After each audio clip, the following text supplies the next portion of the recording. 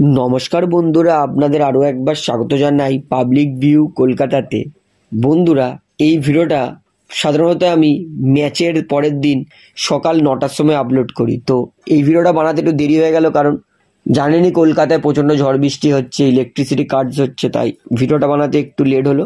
তো আজকের এই ভিডিওতে আপনাদেরকে জানাবো IPL 2024-এর চ্যাম্পিয়ন হয়ে যাওয়ার পর KKR এর ম্যাচের পর পোস্ট ম্যাচ প্রেজেন্টেশনে এবং প্রেস কনফারেন্সে কি বলছে KKR এর ক্যাপ্টেন শ্রেয়াস আইয়ার। KKR দলের প্লেয়ার অফ দ্য ম্যাচ ফাইনালের মিচেল স্টার্ক তিনি ম্যাচের পর KKR দলে ফিরতে চায় এবং তার 25 কোটি নিয়ে কি বললেন সেটাও বলবো।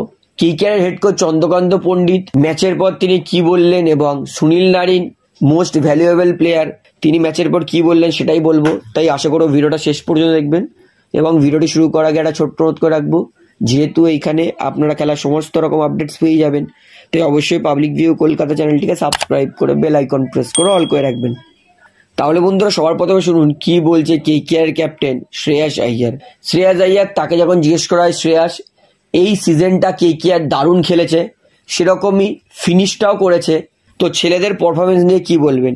শ্রেয়াস আইয়ার তিনি বলেন, এই বছর আমরা প্রচণ্ড কঠোর পরিশ্রম করেছিলাম সিজনের প্রথম ম্যাচ থেকেই, এবং তারও আগে থেকে আমাদের একটাই লক্ষ্য ছিল ফাইনাল খেলবো।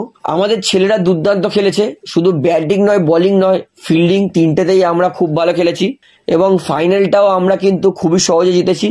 তবে SRH দলকে আমরা ধন্যবাদ বলবো, তাদেরকে অভিনন্দন বলবো যে দুঃখ করার কোনো কারণ নেই, কারণ SRH এই বছর দুর্দান্ত ক্রিকেট খেলেছে, আমাদের সবাইকে অনেক এন্টারটেনমেন্ট করেছে। তাই SRH তোমরা অত হতাশ হয়ে কোনো কারণ নেই, একটা দিন খারাপ যেতেই পারে, আজকে হয়তো হায়দ্রাবাদের দিনটা খারাপ ছিল। তার পাশাপাশি শ্রেয়াস আইয়ার তিনি আরও বলেন, তিনি বলেন আমাদের লক্ষ্য ছিল ট্রফি এবং সেটার জন্য আমরা সব কিছু করতে রাজি ছিলাম, এবং আজকে দলের সমস্ত প্লেয়ারই নিজের কন্ট্রিবিউট করে কিন্তু ম্যাচটা আমরা জিততে পেরেছি। এবং তিনি বলেন টুর্নামেন্ট কেউ একা প্লেয়ার জেতাতে পারে না, টুর্নামেন্ট জিততে গেলে সবারই কোনো না কোনো ক্ষেত্রে ভোগদান লাগে। একটা ছোট্ট দান বলছি আপনাদেরকে, মনীষ পান্ডে। ওভারঅল আমরা বলবো আমাদের সবাই কিন্তু অল্প অল্প করে আমাদের সাহায্য করে আমাদের ট্রফি জেতানোতে অনেক বড় ভূমিকা পালন করেছে। আজকে শ্রেয়াস আইয়ার টস নিয়ে জিজ্ঞেস করার শ্রেয়াস আইয়ার তিনি প্রথমে হাসেন, তিনি বলেন টসে আমার ভাগ্য নেই, কিন্তু ম্যাচ জেতাতে আমাদের ভাগ্য আছে, সেটাই আমার কাছে সবথেকে বড় কথা। আমি মনে করি আমরা যদি আজকে টস জিতে প্রথম ব্যাটিংও পেতাম, তাও হয়তো আমরা ম্যাচ জিততাম, কারণ এরকম ডমিনেট পারফরমেন্সের পরে টস জিতি অথবা হারি সেটা অতটা গুরুত্ব পায় না, কারণ আমরা একটা ভালো দল, সেটা আমরা আজকে প্রমাণ করেছি। তো বন্ধুরা, এবারে শুনুন ম্যাচের পর কি বলছে KKR এর ফাইনালের man of the match Mitchell Starc. স্টার্ককে যখন জিজ্ঞেস করা হয়, স্টার্ক সিজনে তোমাকে কেউ অনেক কিছু বলেছে, আর তোমার কি মনে হয় তুমি 25 কোটি কি পারফরমেন্স দিতে পেরেছো? মিচেল স্টার্ক প্রথমে তো হাসেন, তারপরে তিনি বলেন সত্যি বলতে আমি কোনোদিন টাকার অঙ্ক মাথায় নিয়ে আসি না, যদি টাকার অঙ্ক মাথায় নিয়ে আসতাম তাহলে আমি 8 থেকে 9 বছর IPL থেকে বিশ্রাম নিতাম না। আমার মাথায় কোনোদিন টাকার অঙ্ক আসে না। হ্যাঁ, KKR আমাকে টাকা দিয়েছে অনেক, আমি তখন বুঝতে পেরেছি আমার রেসপন্সিবিলিটি কি, যে একটা ফ্র্যাঞ্চাইজি আমাকে এতটাই ভরসা করছে যে আমার পিছনে প্রায় 25% টাকা খরচ করতে রাজি আছে। তাই আমি আমার দায়িত্বটা বুঝেছি, এবং খেলাতে একটু ভাগ্য লাগে। শুরুর দিকে আমার বলগুলো ব্যাটের কোণায় লাগছিল, কিন্তু গ্যাপে পড়ছিল অথবা প্লেয়াররা ক্যাচ মিস করছিল।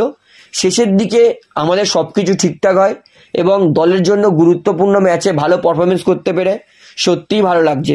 এবং নিজের কনভারসেশন শেষ করার আগে মিচেল স্টার্ক এটা বলে, আমি KKR দলে খেলে খুবই মজা পেয়েছি, আমার খারাপ সময়ও দল আমার পাশে ছিল, আমাকে ব্যাক করেছে, এবং এত দুর্দান্ত ফ্র্যাঞ্চাইজি আমি এর আগে কোনোদিন দেখিনি।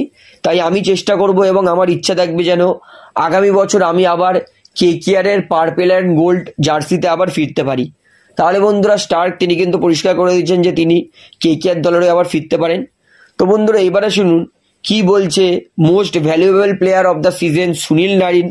সুনীল নারিনকে যখন প্রশ্ন করা হয়, সুনীল এই বছর তুমি এমন কি আলাদা করেছো যেটা প্রতি বছর করো না? সুনীল নারিন তিনি বলেন, এর আগেও আমি কিন্তু দুবার মোস্ট ভ্যালুয়েবল প্লেয়ার পেয়েছি, 2012, 2018-তে, কিন্তু এইবারে আমি ভ্যালুয়েবল প্লেয়ার পেয়ে সব থেকে বেশি খুশি হয়েছি, কারণ এই বছর আমার দল নিখুঁত পারফরমেন্স করেছে। 10টা বছর আমরা অপেক্ষা করেছি এবং দলের সঙ্গে আমি 12টা বছর যুক্ত আছি, তো খুবই ভালো লাগছে। আগে আমি অন্য সুনীল ছিলাম, এখন আমি অন্য সুনীল। এখন আমার শুধু কাজ নিজে শেখা নয়, তার পাশাপাশি তরুণ প্লেয়ারদেরকেও শেখানো। আমি খুবই ভালো লাগছে, আমাদের দলে অনেক নতুন তরুণ বোলার আছে, ওদেরকে অনেক কিছু শেখাতে পেরেছি, ওদের থেকে অনেক কিছু শিখেওছি। ওভারঅল একটা দলে যতটা খুশি দরকার, যতটা গুরুত্ব দরকার, যতটা বন্ডিং দরকার কেকেআর দলে ততটাই আছে। আমার জীবনে একটাই ইচ্ছা, আমি আইপিএলে যাতে অন্য ফ্র্যাঞ্চাইজির হয়ে না খেলতে পারি। আমার ইচ্ছা আছে আমি কেকেআর এর হয়েই খেলা শেষ করব এবং আমি আমার খেলার পরে কেকেআর এর বোলিং কোচ হতে চাই। তো বন্ধুরা এবারে শুনুন কি বলছে কেকেআর এর কোচ চন্দ্রকান্ত পণ্ডিত। চন্দ্রকান্ত পণ্ডিতকে প্রথমে অভিনন্দন বলা হয়। কোচ, আপনার দল দারুণ পারফরমেন্স করেছে, এই নিয়ে আপনি কি বলবেন? চন্দ্রকান্ত পণ্ডিত তিনি বলেন, খুবই খুশি খেলোয়াড়দের পাশে থাকতে পেরে। খেলোয়াড়রা খুবই কঠোর পরিশ্রম করেছে, সেই জন্য ট্রফি জিততে পেরেছে।